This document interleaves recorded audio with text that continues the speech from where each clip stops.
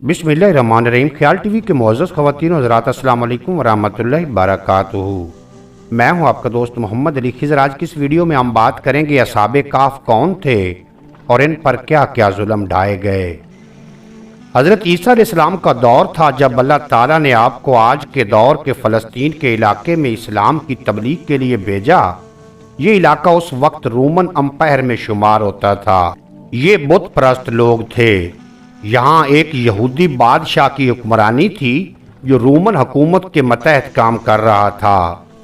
जब हज़रत ईसा अलैहिस्सलाम ने तबलीग शुरू की तो रोमी लोग आपके मुखालिफ हो गए और आपको गिरफ्तार करके सूली पर लटकाना चाहा, मगर अल्लाह ताला के हुक्म से आपको जिंदा आसमान में उठा लिया गया।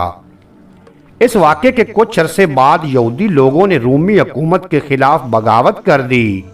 लिहाजा इसके रद्द अमल में अनका होकर टर्टस नामी रूमी बादशाह ने यरूशलेम और फ़लस्तीन पर हमला करके बिल्कुल तबाह कर दिया, हत्ता कि बैतुल मुक़द्दस को भी तबाह कर दिया गया।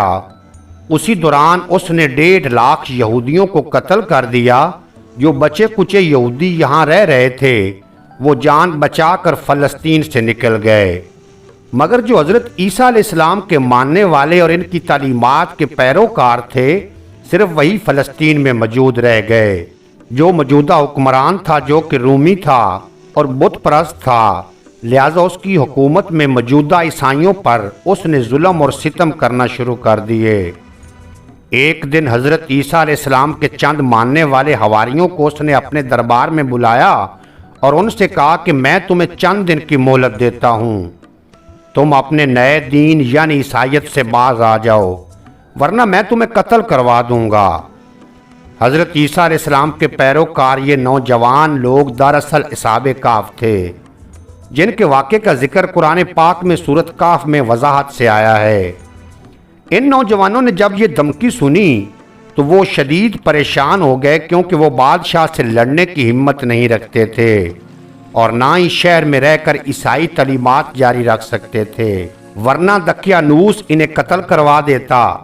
लिहाजा उन्होंने शहर छोड़कर कहीं भाग जाने का फैसला किया और अल्लाह पाक की ज़ात पर भरोसा करके शहर से निकल गए, ये सोचते हुए कि अब अल्लाह पाक ही हमारे लिए कोई फैसला करेगा और कोई रास्ता निकालेगा।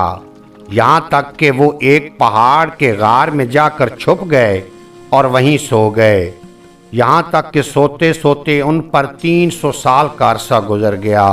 इन चंद नौजवानों ने जब गार में पनाह ली तो दुआ की कि ऐ हमारे परवरदिगार, हमें अपने पास से रहमत अता फरमा और हमारे काम में हमारे लिए राह याबी को आसान कर दे। दकियानूस ने जब इन लोगों को तलाश करवाया तो मालूम हुआ कि ये लोग उस गार में मौजूद हैं। उसे बहुत गुस्सा आया और हुक्म दिया कि गार को एक मजबूत दीवार से बंद कर दिया जाए ताकि ये लोग अंदर ही मर जाएं। बादशाह ने जिस शख्स के जिम्मे ये काम लगाया वो बहुत ही नेक और ईमानदार था। उसने असहाबे काफ के नाम और इनकी तादाद और पूरा वाक़या एक तख्ती पर लिखवा कर लोहे के संदूक में रखवा कर दीवारों की बुनियादों में रख दिया और एक तख्ती शाही खजाने में भी जमा करवा दी। इस 300 साल के दौरान दकियानूस बादशाह मर गया और कई बादशाह और हुकूमतें आईं और चली गईं, यहाँ तक कि 300 ईस्वी रोमन अम्पायर ने भी ईसाइयत अख्तियार कर ली। 440 ईस्वी में बेद रूस नामी ईसाई बादशाह की हुकूमत आई जो एक नेक दिल और इंसाफ पसंद बादशाह था। उसने 68 साल तक हुकूमत की।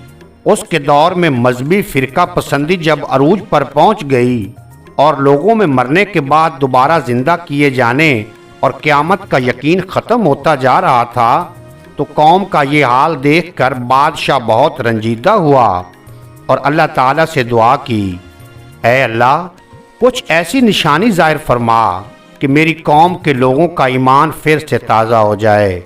लिहाजा एक रोज़ एक चरवाहा अपनी बकरियों को ठिकाने के लिए एक गार के पास पहुंचा। ये वही गार था जिसमें असहाबे काफ मौजूद थे। उस चरवाहे ने चंद लोगों के साथ मिलकर इस दीवार को गिरा दिया। दीवार के गिरते ही लोगों पर ऐसी हैबत और खौफ तारी हुआ कि सब घबरा कर वहां से भाग गए। यूं अल्लाह ताला के हुक्म से असहाबे काफ अपनी नींद से बेदार हुए اور ایک دوسرے سے سلام کلام کرنے لگے۔ امید ہے آج کی یہ مختصر ویڈیو آپ کو پسند آئے گی۔ اگر ویڈیو پسند آئی ہو تو چینل کو سبسکرائب فرما کے بیل نوٹیفیکیشن کو پریس کرنا، تاکہ مستقبل میں اپلوڈ ہونے والی تمام ویڈیو بر وقت آپ تک پہنچتی رہیں۔